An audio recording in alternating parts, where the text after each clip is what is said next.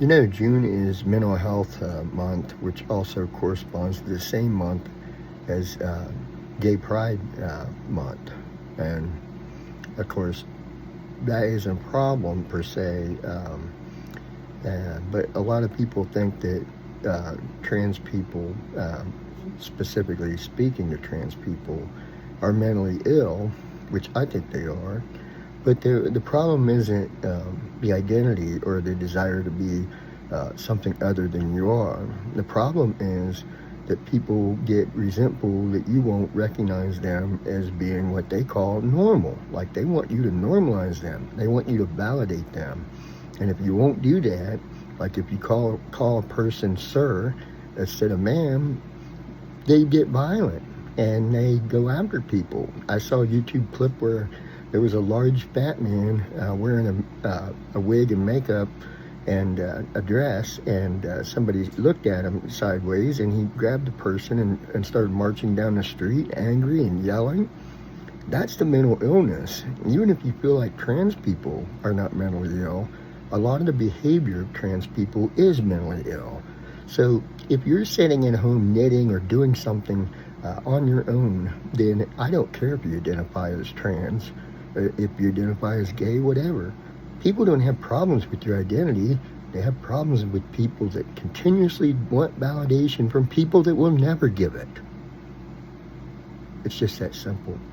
Stop seeking validation. Trans people have rights, but they're never going to have the right for a man to go into a woman's bathroom. I'm sorry, that is not a right that you're getting. And you don't get that because you're recognized like by the medical, trans is not a mental illness, they say. That's what I was just talking with ChatGPT. It's not a mental illness. Okay, let's say it's not. Your behavior is still a mental illness. A lot of the people that I have never seen a trans person that is not mentally ill.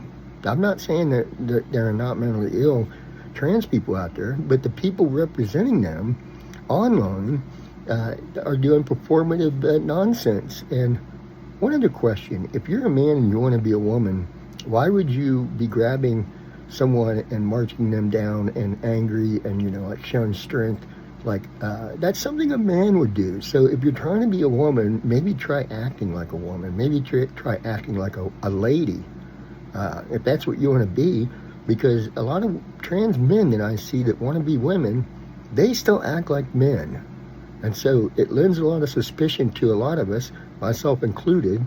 If you're donning a dress and the hat, the wig, the makeup, are you doing all that because it's your identity? Or are you doing all that because you want to get in the girls' restroom or the girls' locker room?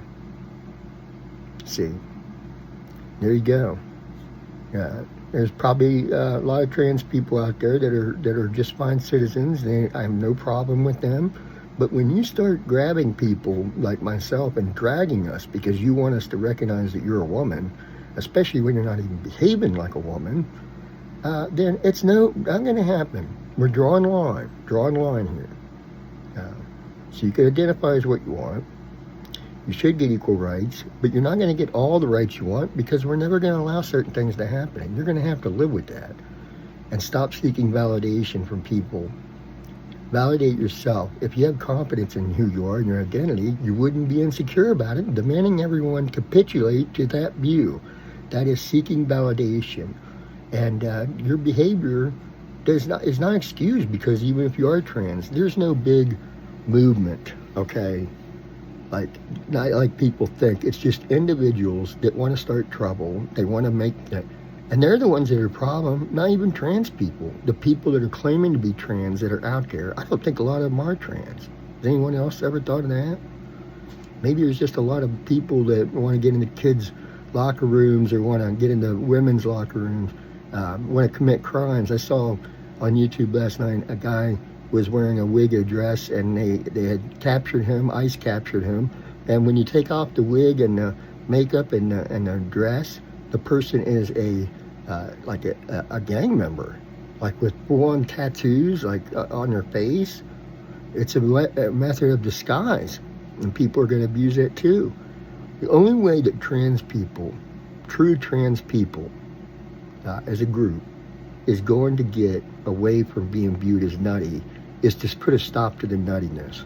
put a stop to this spectacle, uh, and stop asking for validation. I know I've said it, but I'm saying it repeatedly so that people will understand it. We are never going to validate your mental illness. It's just that simple. Thank you for watching.